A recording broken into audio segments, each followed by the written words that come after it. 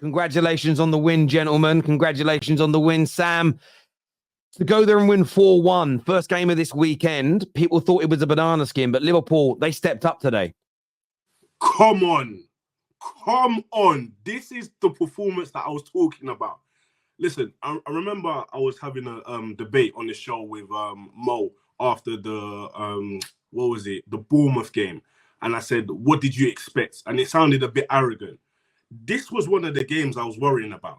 We haven't beaten Brentford since they come up in the Premier League at their home ground. This was one of the banana skin games where Trent is out, Alisson is out. We had Curtis Jones injured. We had Jota injured. We had Nunes come off for precautions. And we still go out and do that. We control the game like that. That is a big statement win. A massive statement win.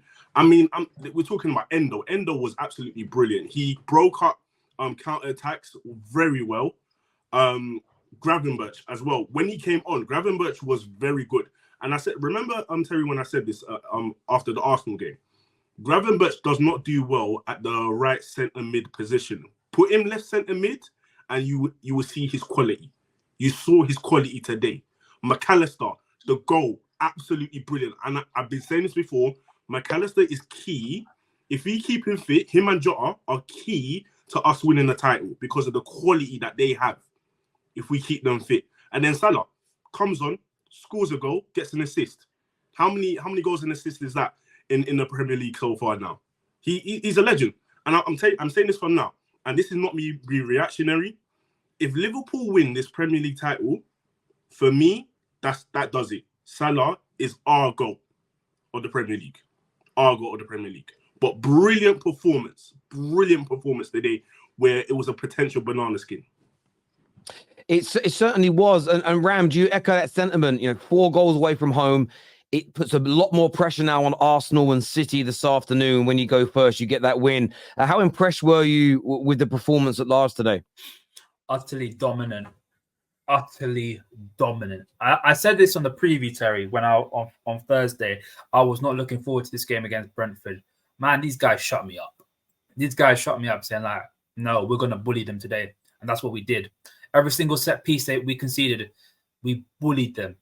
We made sure that we're not going to concede a goal. Obviously, we end up making a stupid mistake near the end of the game, which is natural because for some stupid reason we do that. But overall, dominant. Mo Salah coming on, he looks like he's got a little bit more pace about him now. I don't know if because of the fact that he's been playing every single game, we haven't seen this pace, but he's looking lightning quick and sharp, which is good. Nunes, not even the goal. I don't want to talk about the goal because everyone knows how saucy that goal was. The overall play.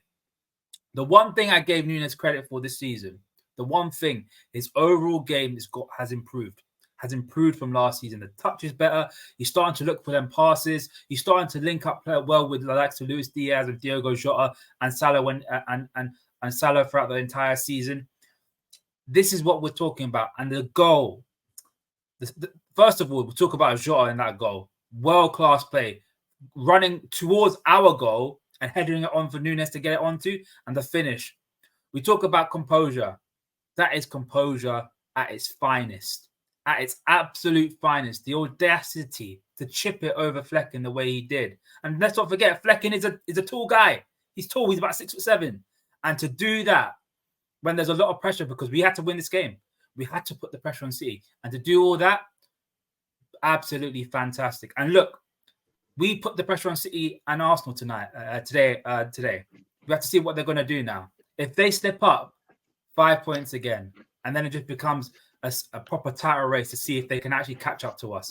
So we did our job. Now it's time for the rivals to do their job, man. I was going to quickly say this. When we played the Bournemouth game, I was getting at Liverpool fans for not having really have faith in the team.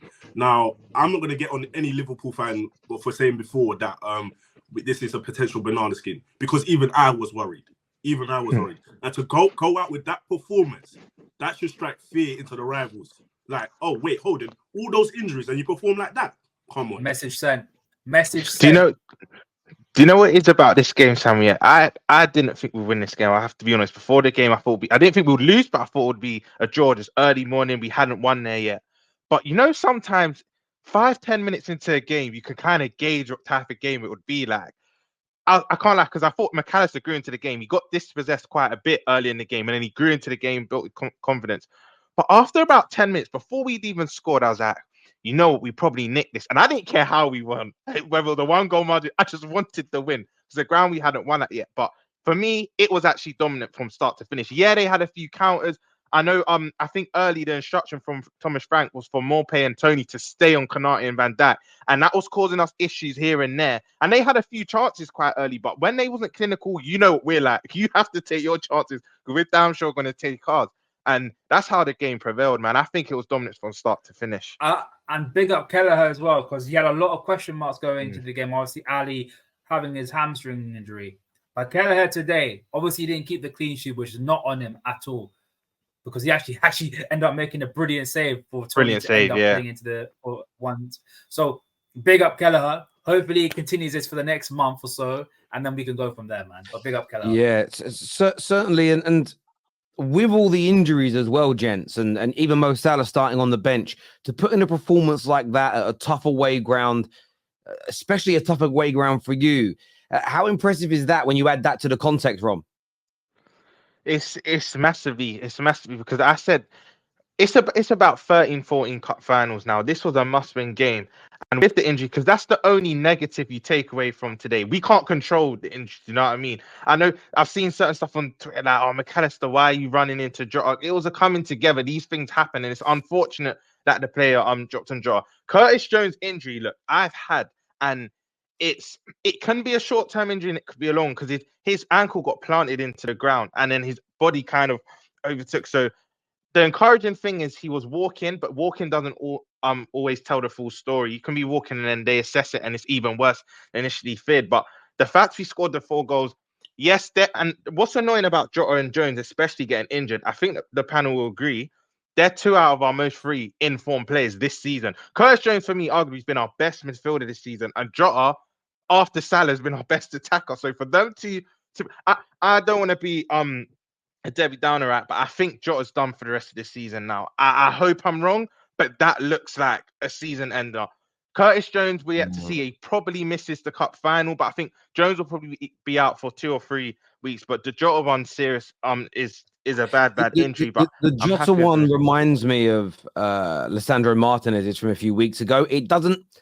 Again, I'm not a specialist in this, but it didn't look enough movement for it to be an ACL, if that made sense. But it was still.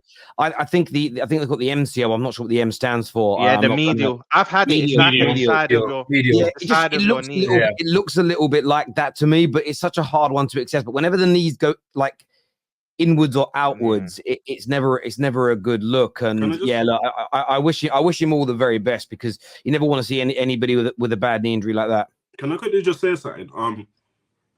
The injuries, nobody wants, and I even said in the group chat, everybody gets injuries. There's no excuses. But one thing I have to credit Klopp for is the midfield combination. He got it right, especially when he made on the substitutions. I've always said this: Liverpool will be all right, especially in the midfield, if Klopp makes the right midfield combinations. Again, Gravenberch, don't put in right centre mid. Put in left centre mid, you'll get the better version of Gravenberch. Put McAllister or Elliott right centre mid. Then you have Endo sitting back or McAllister sitting back. You just have to get the right midfield combinations. And while we get having these injuries, Curtis Jones is out, put Gravenberch or McAllister or somebody there who's very stable, then put either Elliott right centre mid, somebody who can really attack and help Conor Bradley defensively.